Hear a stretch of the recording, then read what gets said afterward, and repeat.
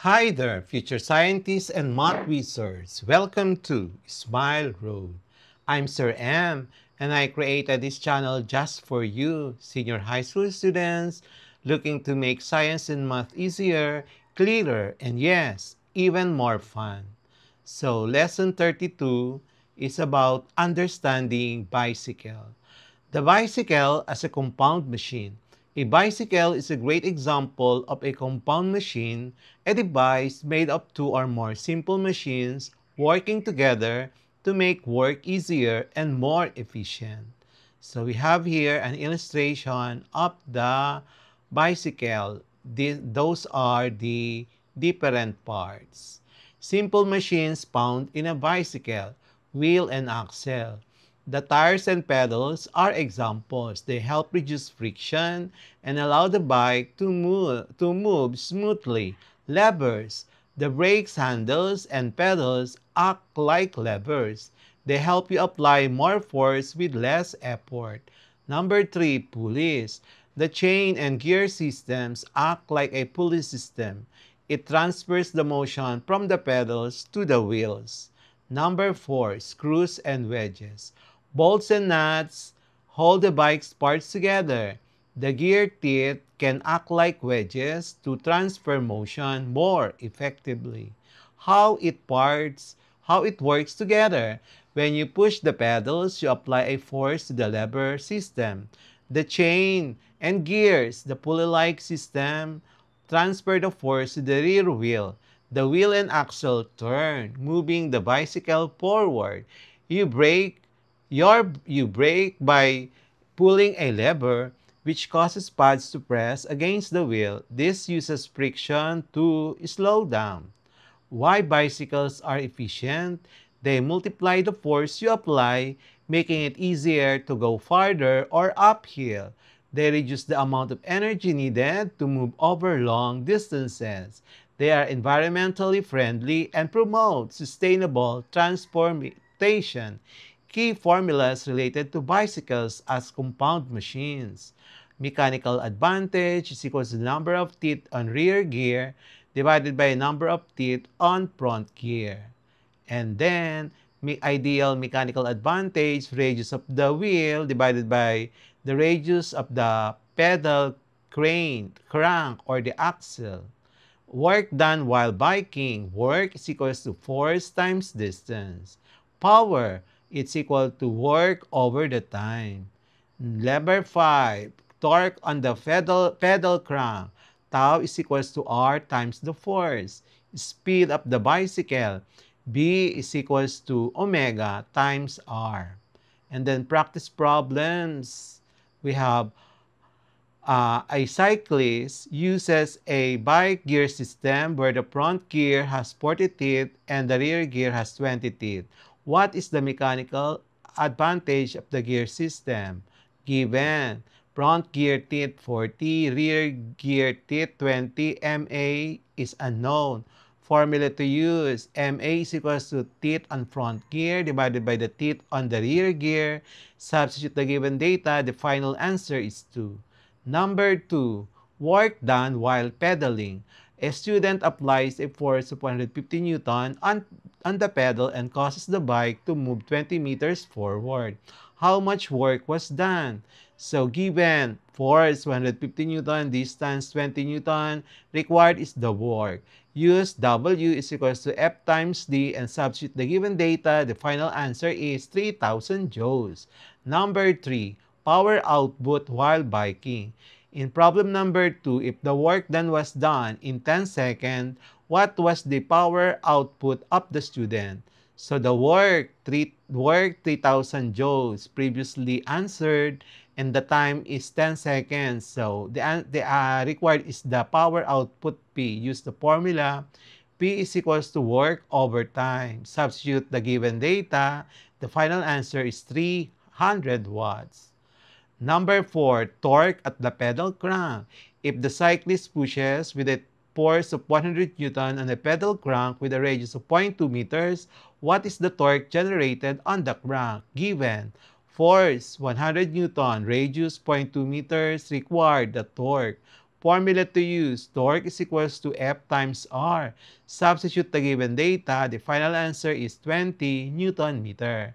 Number 5, speed of the bicycle tire. A bike wheel has a radius of 0.35 meters and is rotating at an angular velocity of 12 radians per second. What is the linear velocity of the bicycle at this moment? Given radius 0.35 meter, omega 12 radians per second, required B. Solution, B is equals to R times omega. Substitute the given data and the final answer is 4.2 meter per second. MCQ for lesson number 32, Understanding the Bicycle. Number 1, a bicycle's front gear has 30 teeth and the rear gear has a 15 teeth. What is the mechanical advantage of the system? Letter A, 2, letter B, 0.5, letter C, 1.0, letter D, 3.0.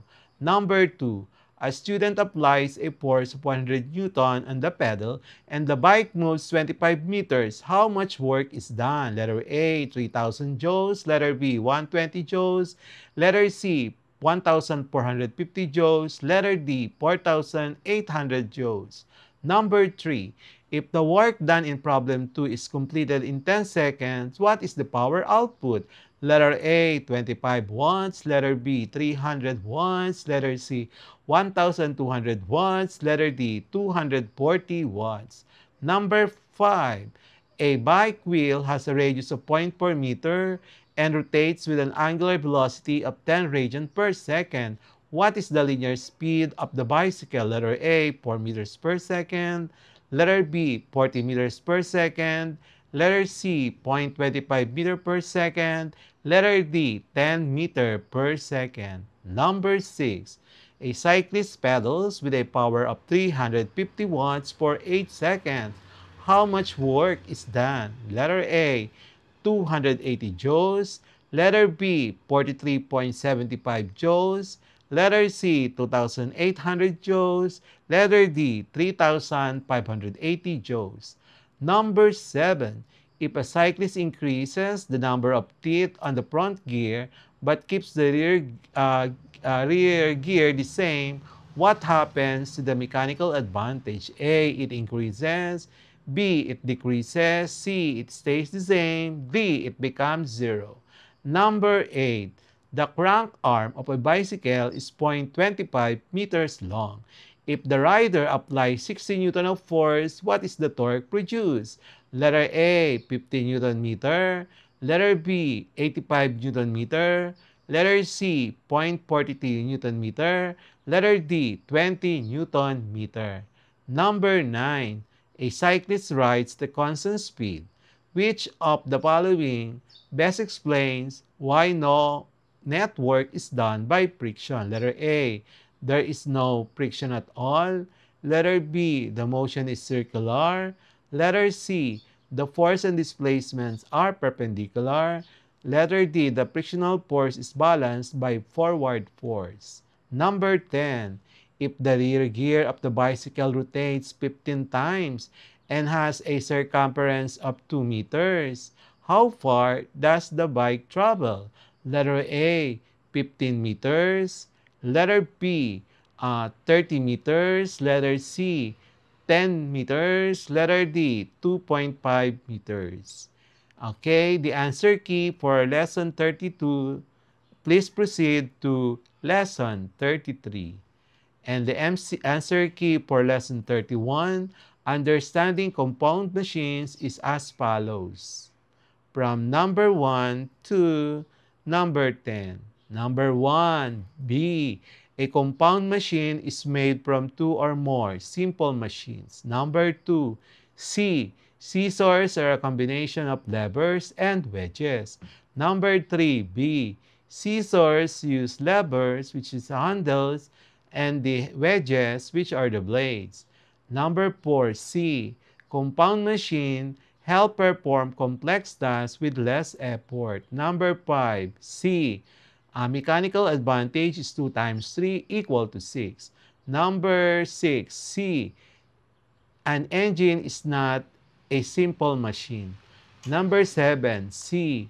A bicycle uses wheels, levers, pulleys, etc. Number 8, C.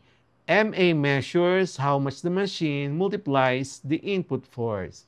Number 9, a total MA of compound machines is the product of the MAs of its parts. Number 10, C. A can opener uses a wedge, a wheel, and an axle, and a lever. And then, that's it for today's lesson here on Smile Road. If you learned something new today, don't forget to hit that like button and share this video with your classmates. And make sure to subscribe and tap the notification bell so you'll be the first to know when a new lesson drops. This is Sir M, reminding you that learning doesn't stop after the bell rings. Keep asking, keep exploring, and always walk the road of knowledge with a smile. Smile Road, where curiosity meets discovery. Bye-bye. See you in our next lesson. Thank you, everyone.